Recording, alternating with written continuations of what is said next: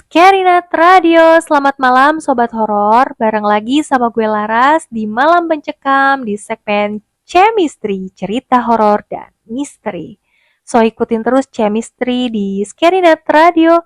Sebelum mulai bantu klik subscribe dulu dong guys. Thank you.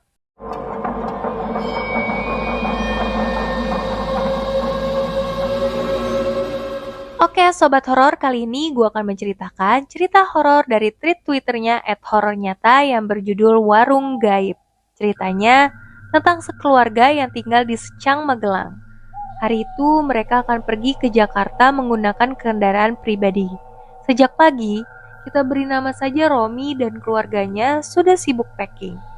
Mereka hari itu akan berlibur sekaligus silaturahmi ke rumah saudara yang ada di Jakarta. Singkat cerita, Romi dan keluarga berangkat dari Magelang jam 4 sore. Waktu itu, rute yang mereka ambil adalah jalur utara. Selama perjalanan, Romi dan keluarganya tidak memiliki firasat buruk sedikit pun. Dan perjalanan mereka pun dimulai. Tak terasa hari sudah mulai gelap. Dan azan maghrib pun berkumandang. Romi dan keluarga pun memutuskan untuk menuju ke masjid terdekat untuk sholat dan istirahat sejenak. Setelah selesai sholat, mereka melanjutkan perjalanan. Semakin jauh mereka melaju, malam semakin larut menemani perjalanan mereka sekeluarga. Saat itu, suasana perjalanan mereka dipenuhi dengan canda tawa dari Romi dan kedua adiknya. Namun tiba-tiba berubah perlahan menjadi sunyi dan sepi. Malam itu, ibu dan kedua adik Romi sudah tertidur lelap.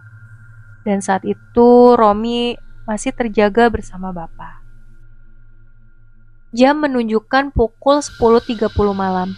Mobil mereka memasuki area alas roban. Jalanan berliku di tengah hutan dan tanah alas, jauh dari hiruk-pikuk kehidupan kota. Suasana yang dirasakan mulai mencekam. Bapak mulai mengurangi laju kecepatan mobil karena kondisi jalan yang gelap berliku, penuh tanjakan dan turunan yang di kiri dan kanannya jurang. Romi dan Bapak merasakan ada sesuatu yang ganjil. Singkat cerita, semenjak mereka masuk area alas roban, mereka tidak berpapasan dengan kendaraan lain seperti bis antar provinsi atau kendaraan lainnya. Setelah melaju beberapa saat, tiba-tiba mobil yang dikendarai Romi sekeluarga menabrak sesuatu di tengah jalan. Astagfirullah, saut Romi dan Bapak berbarengan. Saat itu Bapak langsung menepikan mobil ke pinggir jalan dan mengambil senter yang di dalam dashboard. Romi menemani Bapak turun untuk melihat apa yang terjadi. Setelah melihat apa yang tadi tertabrak dan mengecek keadaan mobil, anehnya dengan benturan yang mereka rasakan sangat keras tadi, seharusnya bumper mobil penyok dan memecahkan lampu kabut mobil. Namun, tidak ada satupun goresan di bagian depan mobil. Bahkan, debu dan sedikit lumpur yang menempel pada bumper mobil pun masih utuh tak tersentuh. Saat itu, Romi dan Bapak merasa kaget dan heran dengan kejadian yang malam ini mereka alami. Lalu, Bapak memeriksa bagian bawah sampai belakang mobil, namun tidak menemukan benda yang mereka tabrak tadi. Merasa ada hal yang tidak beres, Romi dan Bapak lekas masuk ke dalam mobil untuk melanjutkan perjalanannya kembali. Saat itu mereka terus melaju di kegelapan malam alas roban. Jam menunjukkan pukul 12 malam. Kali ini yang terjaga ibu, bapak, dan Romi. Tidak lama kemudian hujan mulai turun. Saat itu hujan turun rintik-rintik, namun cukup mengganggu pandangan sampai Bapak berkali-kali membunyikan klakson di setiap akan memasuki tikungan tajam. Dari kejauhan, mereka melihat ada sepercik cahaya neon. Alhamdulillah sudah terlihat pemukiman, pikir Romi. Setelah semakin dekat, ternyata sebuah warung makan pecel lele kecil tepat di sudut tikungan di bawah pohon. Untuk menenangkan suasana, Romi sekeluarga pun memutuskan untuk singgah sejenak. Saat itu, Romi dan keluarga turun dari mobil. Entah karena mengantuk atau ceroboh, saat itu kaki Romi terbentur pasak penanda kilometer area tertulis KM 15.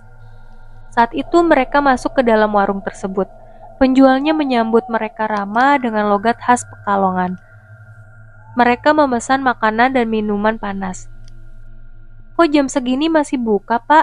Bapak jual sendirian aja, tanya Romi. Iya, Mas. Ini udah mau tutup kok. Si Masnya datang. Saya jualan sama istri saya. Itu istri saya, Mas, ucapnya sambil menunjukkan ke arah pintu.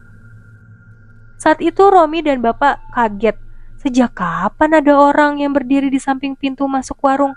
Padahal tadi mereka masuk lewat arah yang sama dan hanya ada pohon besar, tidak ada orang. Namun saat itu Romi tidak terlalu memperdulikannya. Saat itu mereka pun makan dengan lahap. Ternyata rasa sambalnya enak dan cocok di lidah. Sampai-sampai saat itu Romi sampai nambah 2 kali. Setelah kenyang menyantap ayam goreng, mereka pun bergegas kembali ke mobil. Sebelum masuk ke dalam mobil, lagi-lagi kaki Romi terbentur dengan penanda KM15 tadi. Singkat cerita, setelah liburan di Jakarta, karena tidak ingin mengalami kejadian seperti kemarin lagi, Bapak memutuskan untuk berangkat dari Jakarta pagi hari. Jadi kami memasuki Alas Roban masih siang. Setelah berjam-jam kami menempuh perjalanan, akhirnya kami memasuki area Alas Roban sekitar pukul 1 siang. Romi penasaran dengan warung pecel lele yang waktu itu mereka singgahi, dan rasa sambalnya enak sekali. Namun sayangnya, warung pecel lele biasanya buka ketika sore menjelang malam hari. Di perjalanan, tiba-tiba adiknya Romi ingin buang air kecil. Bapak kemudian menepikan mobil di tikungan jalan yang agak luas dan menyuruh adek untuk buang air kecil mepet dengan mobil. Setelah istirahat sejenak sekaligus menikmati pemandangan Alas Roban di siang hari, tidak bisa dipungkiri lagi kalau pemandangannya sangat indah. Secara tidak sengaja, pandangan mata Romi tidak sengaja melihat pasak kilometer bertuliskan KM15. Di sana, Romi kaget luar biasa. Itu pasak yang membentur kaki Romi tempo hari dan posisi pasak itu persis di tepi jurang. Dan seingat Romi, posisi warung pecel lele waktu itu kira-kira 3 meter di belakang pasak tadi.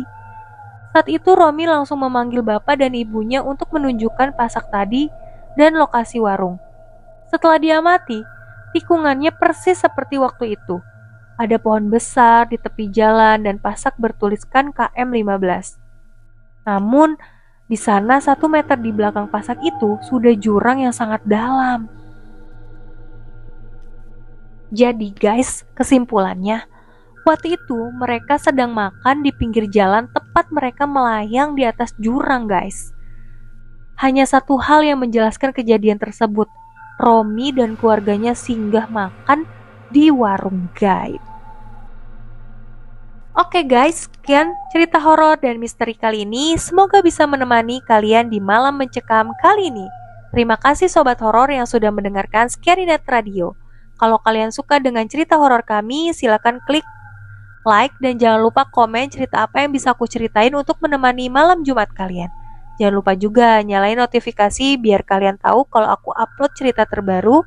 Dan jangan lupa klik subscribe-nya agar kalian tahu cerita-cerita horor dan membuat bulu kuduk merinding dari channel ini.